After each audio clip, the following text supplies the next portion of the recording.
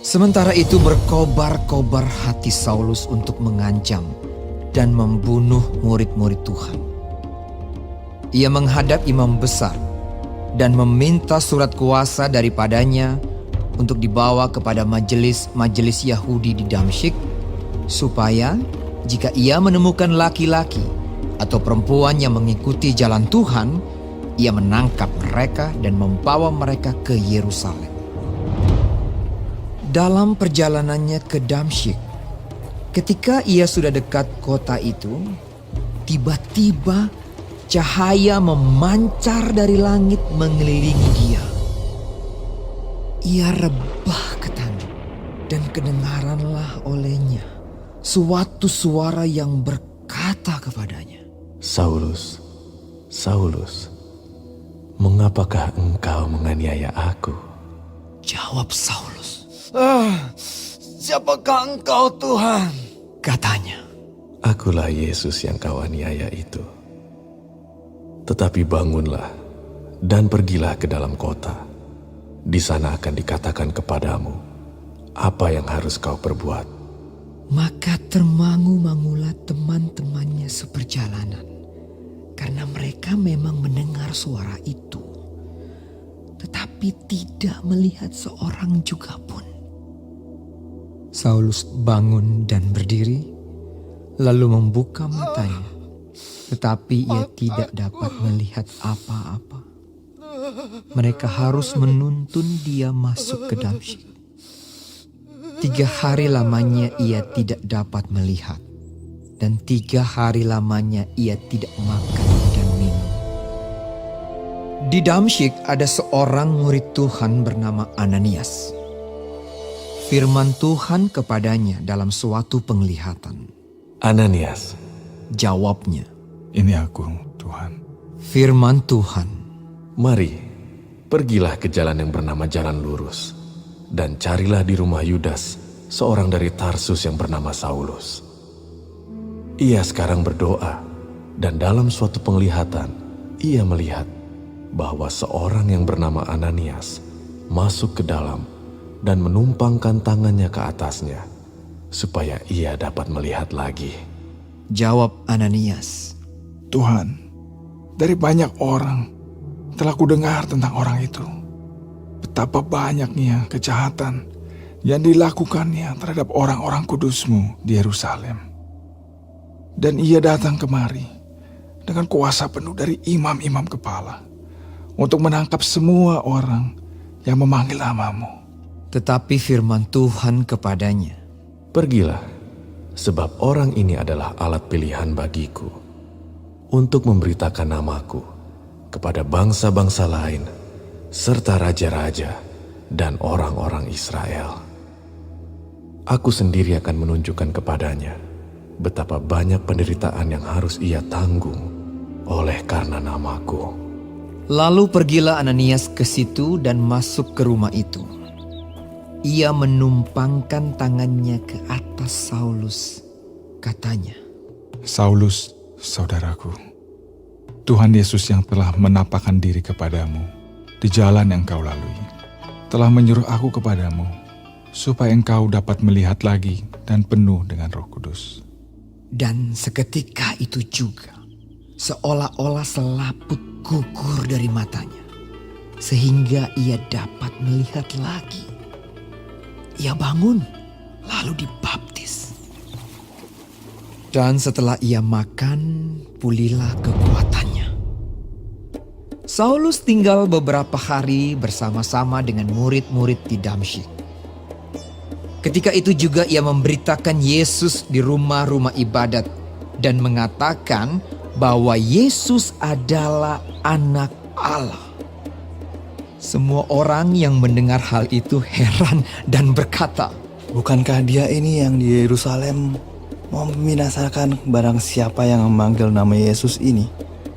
Dan bukankah ia datang ke sini dengan maksud untuk menangkap dan membawa mereka ke hadapan imam-imam kepala?"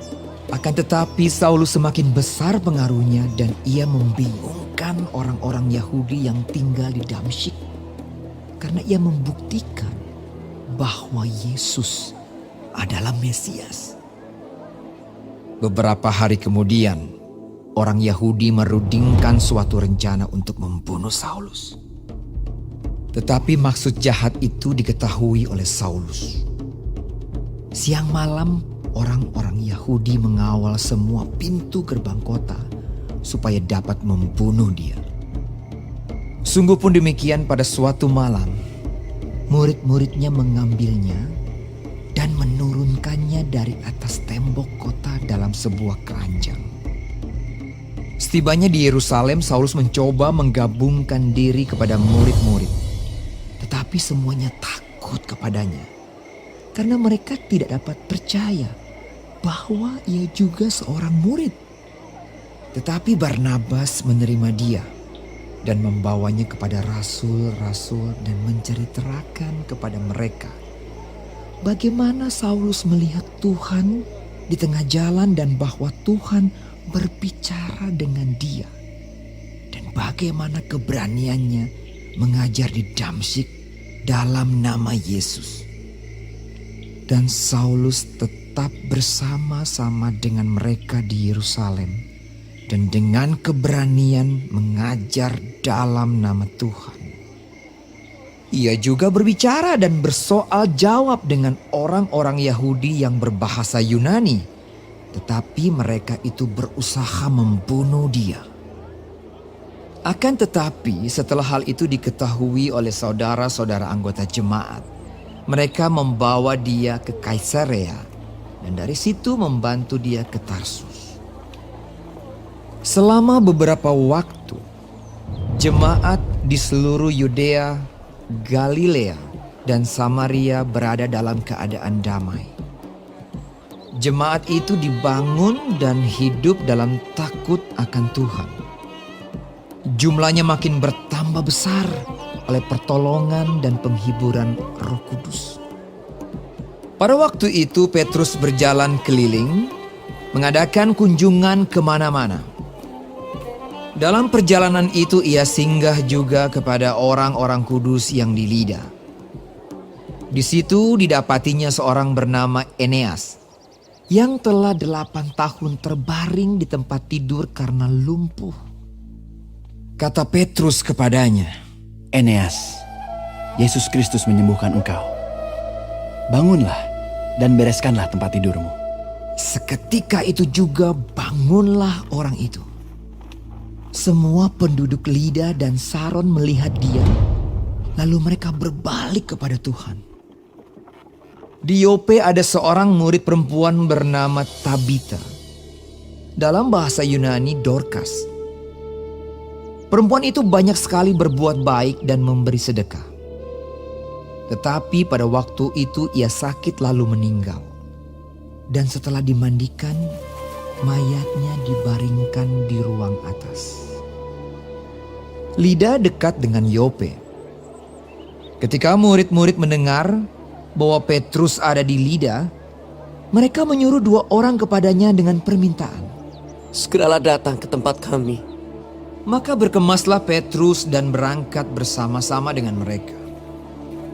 Setelah sampai di sana, ia dibawa ke ruang atas dan semua janda datang berdiri dekatnya dan sambil menangis. Mereka menunjukkan kepadanya semua baju dan pakaian yang dibuat Dorcas waktu ia masih hidup. Tetapi Petrus menyuruh mereka semua keluar. Lalu ia berlutut dan berdoa. Kemudian ia berpaling ke mayat itu dan berkata, Tabita, bangkitlah.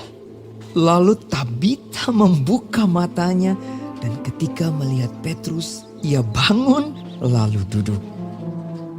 Petrus memegang tangannya dan membantu dia berdiri.